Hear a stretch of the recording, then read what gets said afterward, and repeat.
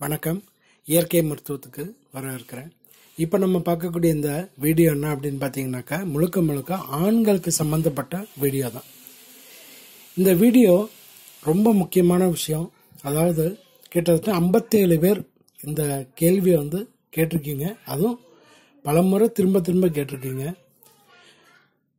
சில மறைமுக இடங்களில் உபயோகப்படுத்தக்கூடிய எண்ணெயினால வரக்கூடிய நன்மைகள் என்ன, தீமைகள் என்ன அப்படின்னு சொல்லி கேட்டிருக்கீங்க. இன்னும் பல பேர் என்ன அப்படின்னு பார்த்தீங்கன்னாக்கா, நான் தொப்புள்ள வைக்கிறேன், தலையில் இந்த எண்ணெயை தடவுறேன், இதையும் இந்த இடத்துல நம்ம தடவ முடியுமா? இந்த நம்மளுடைய மறைமுக இடங்களில் தண்டு இடத்துல இது தடவுனா என்ன பிரச்சனை வரும், நன்மையா தீமையா அப்படின்னு கேட்குறீங்க. இதில் ரொம்ப முக்கியமான விஷயம் என்ன அப்படின்னு பார்த்தீங்கன்னாக்கா, ஒரு சில எண்ணெய்கள் ஒரு சில இடங்களில் உபயோகப்படுத்தக்கூடாது. இதுதான் ரொம்ப முக்கியம். ஏன் அப்படின்னா, இது நம்ம தெரிஞ்சு செய்கிறதில்ல, யார்கிட்டையும் கேட்டு செய்கிறதில்ல. சூடுக்கு இந்த எண்ணெயை தடவுனா வேலை செய்யும்னு பல பேர் சொல்கிறாங்க. அப்போ நம்ம இதை செய்யலாமே அப்படின்னு சாதாரணமாகவே சிந்திச்சு செய்யக்கூடிய விஷயமா தான் இது இருக்கும். இந்த மாதிரி சின்ன தெரியாத தவறுகள் நாளைக்கு அதை பெரிய விஷயமா பாதிக்குது.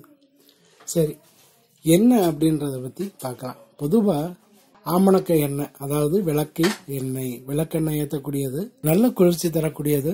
அதை நம்மளுடைய மறைமுகம் அந்த தண்டில் தடவுனா எதுவும் பிரச்சனை வருமா அப்படின்னா, பொதுவாகவே இந்த விளக்கெண்ணெய் அந்த தண்டு வடத்தில் அப்ளை பண்ணலாமான்னா பண்ணலாம்.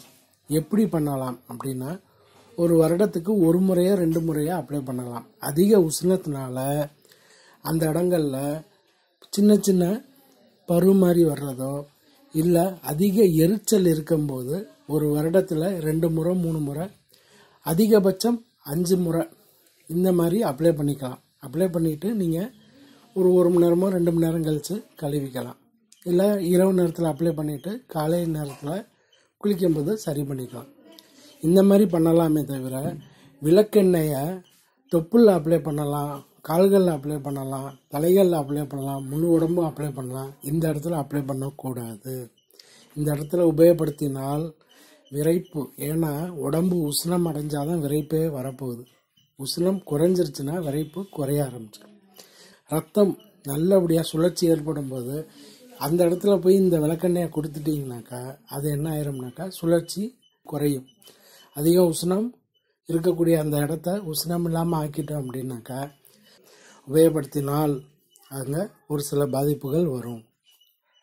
அந்த இடத்துல தொடர்ந்து உபயோகப்படுத்தக்கூடிய எண்ணெய் அப்படின்னு பார்த்தோம்னாக்கா, ஒன்று ஆலிவ் ஆயில்.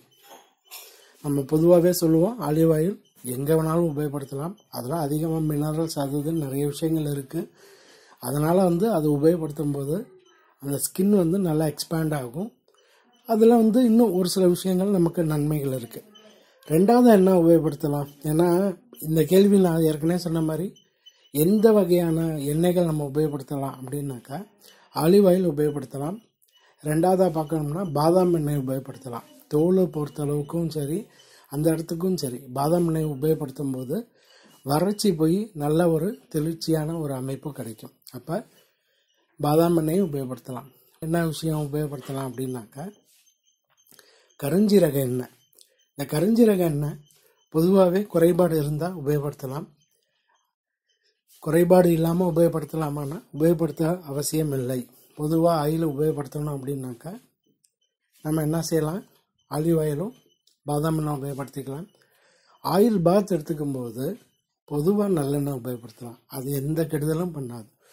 விளக்கெண்ணெயை அதிகமாக அந்த இடங்களில் உபயோகப்படுத்தும் போது சில தொந்தரவுகள் சில நாள் கழித்து உங்களுக்கு வெளிப்படையாக வரும். நல்லா இருக்கக்கூடிய விஷயங்கள் நம்மளே இந்த தவிர திரும்ப செய்யாதீங்க. இந்த வீடியோ கண்டிப்பாக பல பேருக்கு உபயோகரமாக இருக்கும்னு நினைக்கிறேன். நான் சொல்லியிருக்கக்கூடிய விஷயங்களை கண்டிப்பாக நீங்களும் யோசனை பண்ணிவிட்டு அதுக்கேற்ற மாதிரி உங்களுடைய அந்த அமைப்புகளை மாற்றிக்கோங்க. குறைபாடு இல்லாமல் நல்லபடியாக இருக்கலாம். எந்த வகையான குறைபாடாக இருந்தாலும் பயப்படணும்னு அவசியம் இல்லை. நம்ம சேனலில் நிறைய ரெமடிஸ் இருக்குது.